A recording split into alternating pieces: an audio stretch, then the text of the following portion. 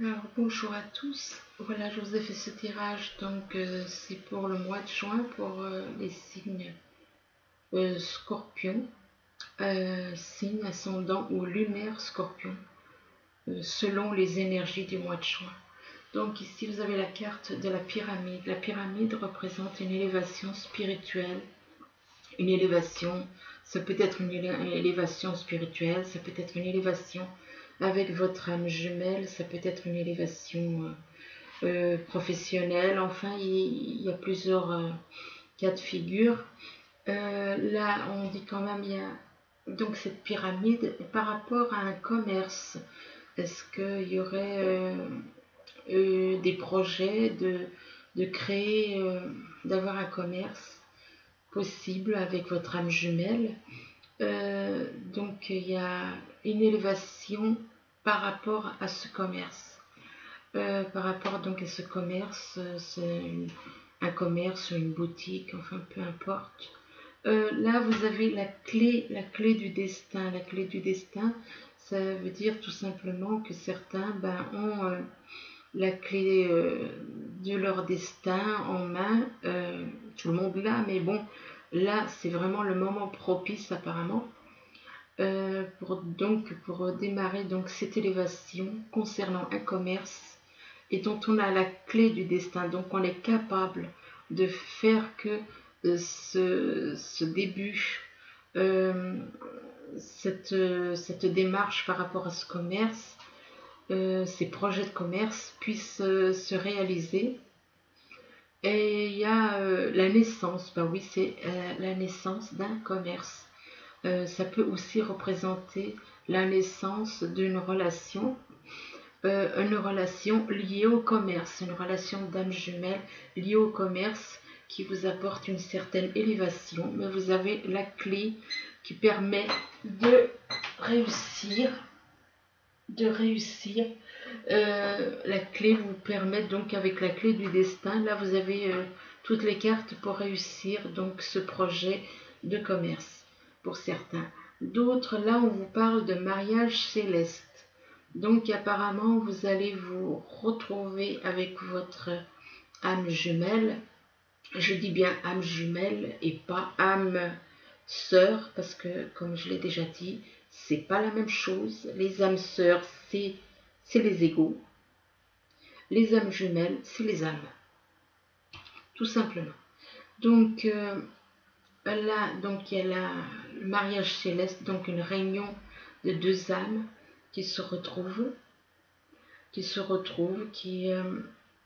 y en a possible que votre moitié d'âme soit d'un signe d'eau. Alors, tout comme le signe là en question, donc ça peut être un scorpion, ça peut être un poisson ou un cancer. Ou alors ascendant de ce même signe, hein, ascendant lunaire, scorpion, poisson, cancer, donc du même signe d'eau. Là, on voit que donc le mariage céleste est par rapport à un couple, tous les deux sont d'un signe d'eau. Là, selon les cartes qu'on voit, ce sont donc un couple d'âmes jumelles d'un signe d'eau, ou ascendant ou lunaire d'eau, toujours en signe d'eau.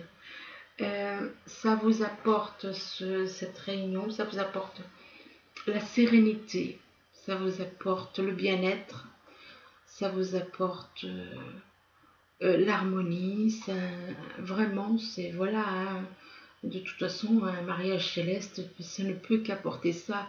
C'est le bien-être de l'âme, c'est pas, ça n'a rien à voir avec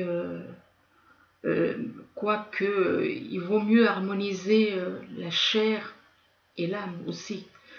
De toute manière, excusez-moi, j'ai un petit peu bégayé. Et de toute façon, ça fait, vu que l'âme, elle est prisonnière du corps, le corps aussi sera, voilà, de toute manière, ça fait quand même réagir le corps, bien entendu. Et là, donc la sérénité, voilà, une sérénité totale avec votre âme jumelle en couple, avec un signe d'eau. ou ascendant ou lion, ou lunaire, excusez-moi. Donc ça vous apporte cette sérénité et ça vous apporte un réel, un, un bien-être tellement bien que vous vous sentirez vraiment comme en extase. Vous vous sentirez vraiment heureux, vraiment. Là, la carte lézard, ça représente une personne qui est totalement détendue, totalement à l'aise, totalement qui se détend, qui est vraiment bien dans sa tête, dans son corps. Et là, on voit qu'il y a quand même les arts, il y a quand même il y a de la musique, il y a des ça porte un grand bien-être, un énorme bien-être. Ici, on voit une femme, là, la femme avec une rose à une main, elle a une rose dans la main, c'est une femme qui est plutôt sereine, qui est plutôt, qui est là, qui est dans l'attente. Mais voilà, elle est dans l'attente, dans l'attente euh, de retrouver son âme jumelle éventuellement. Mais on voit qu'il y a des nuages. Il y a des nuages actuellement ou qui vont arriver là. Il y a des nuages par rapport au fait que peut-être son âme jumelle et peut-être porte un masque ou plusieurs masques. Là, on voit quand même plusieurs masques par rapport à quoi? Par rapport à toutes les souffrances que cette personne a pu ressentir. Ou bien ça peut représenter aussi une femme qui traverse une période pas très bon, il y a des nuages dans sa vie actuellement, et qui n'est qui est avec une personne qui porte des masques par rapport à ses blessures, aux blessures du passé, aux blessures du passé. Et donc cette femme, elle est avec quelqu'un, donc il y a une triangulaire ici, avec une personne donc qui se retrouve dans un labyrinthe. En plus, cette personne porte un masque. Alors, imaginez, déjà, elle porte des masques, elle n'est pas, elle, elle veut pas montrer certaines choses, donc elle met des masques, parce que quand on a des blessures, on met des masques. On met des masques et il y a ce labyrinthe qui fait qu'on comprend que cette femme, elle traverse des moments difficiles avec son âme jumelle. Et son âme jumelle qui se retrouve dans un labyrinthe et qui cherche la sortie, qui se sent voilà, complètement perdue dans ce labyrinthe. Là, on voit la carte du miroir magique. Le miroir magique représente une protection de l'univers, par rapport à une transformation. L'hérédité représente un renouveau, c'est une transformation, c'est lâcher tout le passé, tout le négatif, lâcher le négatif, accepter de vous transformer. Ça peut aussi éventuellement représenter aussi un héritage. Là, je pense peut-être que ça peut représenter, on me fait comprendre que là, en ce moment, là, ça représente les deux. D'un côté, il y a une transformation et de l'autre côté, il y a un héritage. Donc, pour certains, il y aurait les deux. Il y aurait une transformation de la personne et en même temps, l'hérédité, un héritage. Mais de toute manière, ne vous inquiétez pas parce que de toute façon, il y a l'univers qui vous protège, donc cette transformation se fera correctement, se passera bien. Là, par contre, il y a la carte de l'amitié. Donc, apparemment, cette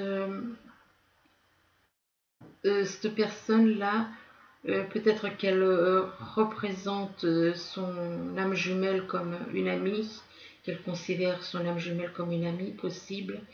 Donc il y a de l'amitié et une transformation, et il y a un début de relation, un tout début de relation. pour certains. Donc ici, vous avez la carte de la foi. On vous dit avec la foi, ayez confiance. Ayez confiance, soyez dans la foi. La foi, connectez-vous à... Laissez votre âme se reconnecter à l'univers. Et soyez conscient, voilà, que vous n'êtes pas seul, que l'esprit du divin est avec vous, que la foi vous protège. Soyez davantage dans la foi. Soyez davantage dans la foi, ça vous permettra de réaliser vos rêves. La foi vous apportera la réalisation de vos rêves. Parce que quand on a la foi, tout est toujours plus simplifié que quand on ne l'a pas. Donc, soyez dans la foi pour réaliser vos rêves. La foi, si vous avez la foi, tout est facilité par rapport aux rêves, par rapport à l'abondance. Ça vous apporte de l'abondance. Ça vous apporte de l'abondance en amour, ça vous apporte de l'abondance dans les choses matérielles, dans le côté professionnel, enfin dans tout. Et puis là, on vous dit de vous libérer.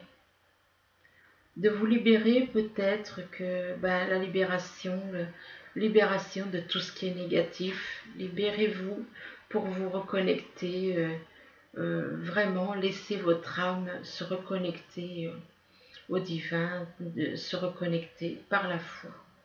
La foi et la libération, ça va ensemble. Là, on retrouve bien qu'il faut se libérer pour être dans la foi. Il faut être vraiment libre. Libre des choses matérielles et pour que votre âme puisse se reconnecter au divin, pour retrouver cette foi en vous. Donc ici, il y a la pyramide. La pyramide donc représente l'élévation pour un mariage céleste. Qui dit mariage céleste dit couple divin, dit âme jumelle en couple. Donc il y a une élévation au niveau d'un couple d'âmes jumelles pour certains. Et là, il y a cette femme, elle est la personne en question. Elle est là et elle attend. Où est-ce que c'est un petit peu compliqué là à dire parce que d'un côté il y a le mariage céleste et de l'autre côté peut-être que justement elle attend ce mariage céleste puisque la carte elle est juste en dessous, donc elle attend ce mariage céleste pour qu'il y ait cette élévation. Il faut qu'il y ait ce mariage céleste pour qu'il y ait cette élévation. Et de l'autre côté, on lui dit que de toute façon, l'univers est là. L'univers, le divin, la protège. Il y a dans l'univers, il y a une protection divine. Il y a une protection divine par rapport à ce couple. Donc, même si actuellement, elle est un petit peu dans les doutes, elle est un petit peu dans des craintes et tout, là, ces cartes, elles vous disent, il ne faut pas avoir de crainte, ce couple, ce mariage céleste aura lieu, et ça permettra une élévation des âmes, une élévation de tout, parce que c'est aussi une élévation au niveau de la Terre, au niveau de la planète. Donc, quand les couples divins se retrouvent, ça permet à la planète de changer aussi en même temps. Parce que ça change les énergies et les énergies deviennent de négatives, elles passent à positives. Plus il y a des couples qui se retrouvent unis. Et unis, c'est, comme je l'ai déjà dit, c'est sous le même toit. Donc quand il y a des mariages célestes, c'est que les couples sont unis. Et donc ça permet la transformation déjà de ces âmes. Elles vivent un amour qui hors du commun, qui est inconditionnel, et de l'autre côté ça permet une élévation des âmes, donc élévation par rapport à la pyramide. La pyramide, c'est élévation. Et élévation des âmes et élévation de la planète, élévation de tout ce qui est positif. Tout ce qui est positif. Donc, ça permet de changer une élévation des énergies positives aussi, et donc de la planète. Donc ici, vous avez donc la carte du miroir magique qui vous dit, vous inquiétez pas, vous êtes protégés, et il y aura ce mariage céleste et tout ça, mais il faut être davantage dans la foi. Ayez la foi et tout arrivera. Ayez la foi, avec la foi, tout arrive, tout simplement. Ici, vous avez la carte du commerce. Alors, le commerce, apparemment, il y a un projet de commerce pour certains signes du scorpion, ou ascendant, ou lunaire scorpion. Il y a donc un projet de commerce avec un signe d'eau. Un signe d'eau, ça peut représenter donc un signe, un ascendant ou un signe lunaire d'eau, donc scorpion, cancer ou poisson. Pour le moment, il va y avoir, ou peut-être que c'est déjà le cas, il y a peut-être des nuages. Il y a des nuages dans la relation d'âme jumelle en question, qui nécessitent une transformation. Il y a des nuages qui nécessitent une transformation pour un des deux partenaires. Un des deux partenaires du signe d'eau ou ascendant ou lunaire.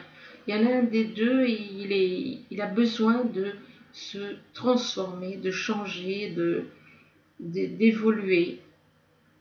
Et pour réaliser ses rêves. En même temps, pour réaliser ses rêves, oui, mais en même temps, on dit quand même, les rêves, ce sont des messages. Donc ça peut être de bons messages, des messages négatifs, ou ça peut être tout simplement des rêves qui se réalisent, restons positifs plutôt. Et donc il faut voir le bon côté, parce qu'il y a la carte de l'empathie, j'ai voulu approfondir, et donc j'ai rajouté une carte.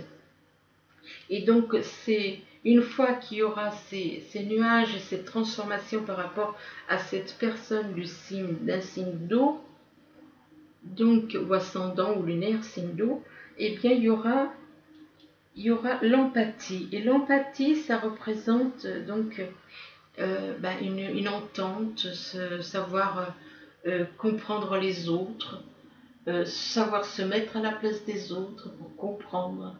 Il y aura cette ambiance, cette atmosphère, si on peut dire, d'empathie, qui vous fera avoir de très bonnes relations au niveau du commerce. Mais il y a ce changement à faire.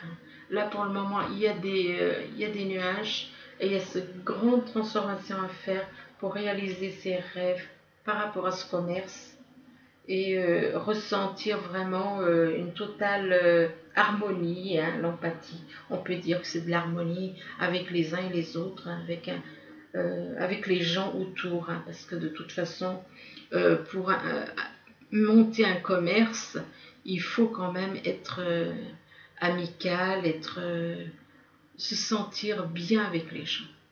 Voilà. Ici, vous avez la clé du destin. Donc, la clé du destin, vous avez la clé qui vous permet de réussir, d'exaucer, de réussir ce que vous souhaitez, de réussir votre vie, d'exaucer vos rêves. Avec la carte de la sérénité. La carte de la sérénité, c'est que vous êtes serein, vous savez ce que vous voulez, vous savez où vous allez. Par contre, apparemment, dans votre entourage, la personne avec qui vous êtes porte un masque ou des masques par rapport à des souffrances, ou bien tout simplement, soit c'est par rapport à des souffrances, soit c'est par rapport au fait que ben, elle a peut-être une double personnalité. Euh, mais enfin bon, là moi je dirais plutôt, là actuellement, ce serait plutôt par rapport à des souffrances. Des souffrances, mais elle est entourée de personnes des personnes, des amis, donc il n'y a pas, voilà, l'amitié c'est important. Et c'est important, ces amis, ces liens d'amitié apportent de l'abondance. De l'abondance, ça peut être, mais ça peut être aussi des amis qu'on on considère comme des amis, comme une amie, un ou une amie, son âme jumelle, et qui vous apporte de l'abondance, de l'amour, de l'abondance sous toutes ses formes, hein, que ce soit en amour, en amitié, en professionnelle, financière, bon, voilà. Là, vous avez la carte de l'enfant et de la naissance. L'enfant et la naissance, ça peut représenter un enfant, ça peut représenter une naissance, mais ça peut aussi représenter, comment dire, le début d'une relation. Le début d'une relation avec votre âme jumelle. En même temps, c'est quelque chose, ce début de relation vous rend un peu euphorique, vous êtes bien, vous vous sentez bien, euh, vous écoutez de la musique, vous vous sentez vraiment bien, quoi. Là, par contre, par rapport, ben, peut-être que c'est une découverte pour cette personne, et on voit qu'il y a quand même une, apparemment, c'est un des deux qui est un petit peu dans un labyrinthe, qui ne sait pas trop comment trouver la sortie. Donc, qui dit labyrinthe dit triangulaire, dit donc une des deux personnes qui est donc en triangulaire et qui a un choix à faire, qui a un choix à faire et qui ne sait pas par où sortir, qui ne sait pas comment faire pour sortir de cette situation. Là, il y a la carte de la fécondité. Ben, étonnamment, la carte de la fécondité rejoint un petit peu la carte de la naissance. Donc, une fois que cette personne est sortie de son labyrinthe, elle aura envie de construire quelque chose, d'où la carte de la fécondité, construire quelque chose avec son âme jumelle.